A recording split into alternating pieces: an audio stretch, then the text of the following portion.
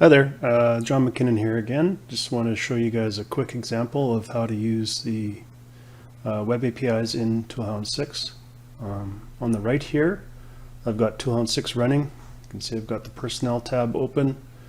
There's 2 records in there. What we're going to do is use the web API call to add a third record. On the left hand side here is a app called Postman, which is a really useful tool for testing web API calls.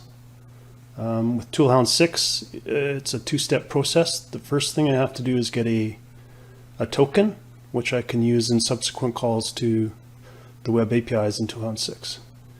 So I got my URL here. I'm going to pass to it some information. This is the grant type here is password, and all that means is that you're passing some login credentials. I'm going to pass a username, a password, the company, a time zone offset, and this is just minutes from UTC. All the dates in ToolHound 6 are stored in UTC, so we need that information. Yeah, so I'm going to hit send, get a response. Your token type is bearer. Access token is an encrypted string with some data in it that we need, or that ToolHound needs. It has a set expiry time span. Yeah, so I can use this token now to call the personnel import web API. And what I have to do with this token is I have to overwrite this old one, which has expired.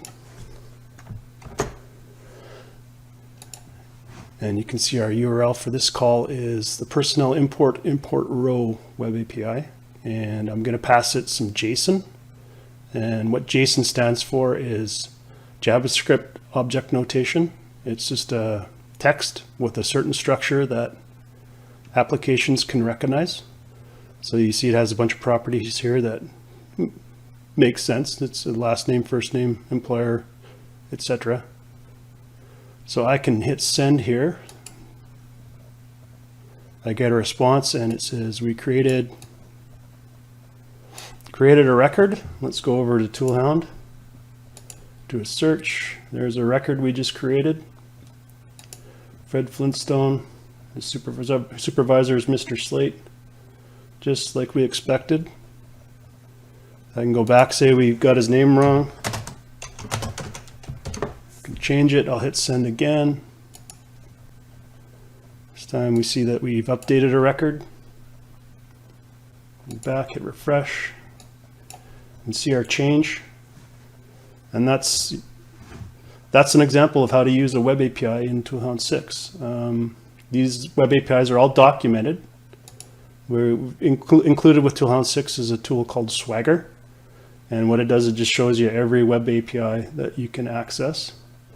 This is the one we just used, personnel import row.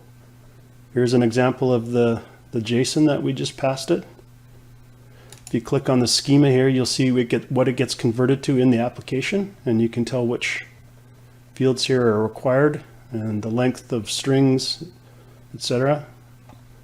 You can actually, it has an option here to try it out right here, and I can hit execute.